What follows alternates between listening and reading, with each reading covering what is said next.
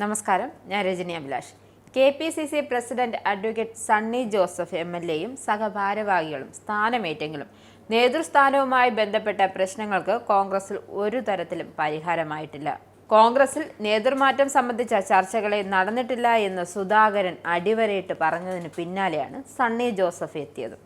അപ്പോൾ പിന്നെ ചർച്ച മറ്റൊരു തരത്തിലേക്കായിരുന്നു. സണ്ണി ജോസഫ് സുധാകരൻ്റെ ആശീർവാദത്തോടെ എത്തിയതാണ് എന്നൊക്കെയായിരുന്നു.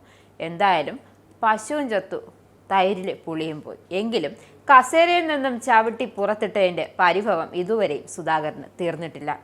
തനിക്ക് പാരയായവരെക്കുറിച്ച് പറയാതെ പറയുകയാണ്. ചുരുക്കി പറഞ്ഞാൽ തമ്മിൽ കുത്താണ് കോൺഗ്രസിൻ്റെ കുഴി തോണ്ടിയത് എന്ന് അർത്ഥം. എന്തായാലും KPCC പ്രസിഡന്റ് സ്ഥാനത്ത് നിന്ന് മാറ്റിയതിൽ അതൃപ്തിയും നിരാശയും പരസ്യമാക്കിയിരിക്കുകയാണ് സുധാകരൻ. സംസ്ഥാനത്ത് സംഘടനാപരമായ പോരായ്മ ഉണ്ടെന്ന് ദേശീയ തലത്തിൽ പ്രവർത്തിക്കുന്ന ഒരു നേതാവ് നിരന്തരമായി AICC നേതൃത്വത്തെ അറിയിച്ചിരുന്നു.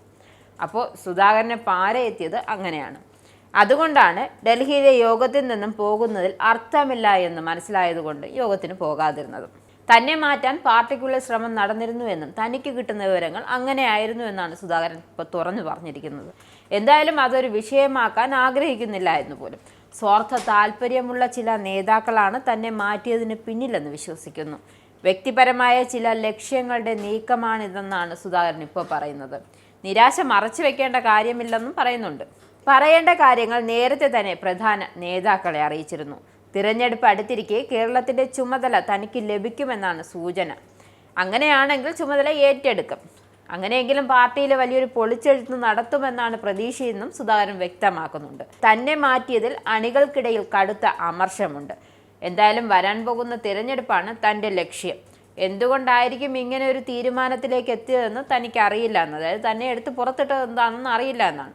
തനിക്കെതിരെയുള്ള നീക്കത്തിന് പിന്നിലുള്ളവരെയൊന്നും കണ്ടെത്താൻ ശ്രമിച്ചിട്ടില്ലെന്നും കാരണം ശത്രുക്കളെ ഉണ്ടാക്കാൻ തനിക്ക് താല്പര്യമില്ല എന്നാണ് സുധാകരൻ്റെ നിലപാട്.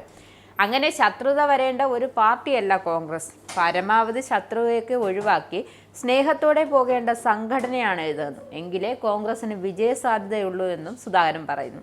എന്നാൽ ഇതൊന്നും ഇല്ലാത്തത് കൊണ്ടാണ് കോൺഗ്രസ് പൊട്ടിപ്പൊളിഞ്ഞ് പാളീസാവുന്നത്. നിങ്ങൾക്കും ആനന്ദ മീഡിയയുടെ പ്രേക്ഷകരിൽ ഒരാളാകണ്ടേ? യൂറോപ്പിലും US-ലും ആഫ്രിക്കയിലും അടക്കം പ്രവാസികൾ ഉള്ളയിടങ്ങളിലൊക്കെ ജനപ്രിയ ചാനലുമായി ആനന്ദ് മീഡിയ ഒപ്പമുണ്ട്. ഏഷ്യാനെറ്റ് ഫ്ലവേഴ്സ് അടക്കം നിങ്ങളുടെ വിരൽത്തുമ്പിലെത്തും. ആദ്യം റോക്കു ബോക്സ് സ്വന്തമാക്കുക. അതിൽ നിന്നും ആനന്ദ് മീഡിയ ആപ്ലിക്കേഷൻ ഡൗൺലോഡ് ചെയ്യുക, ഇൻസ്റ്റാൾ ചെയ്യുക.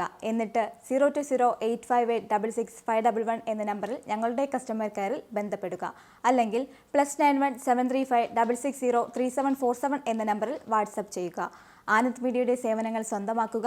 മറ്റു ചാനലുകൾക്കൊപ്പം ആനന്ദ് TVയും എൻജോയ് ചെയ്യുക.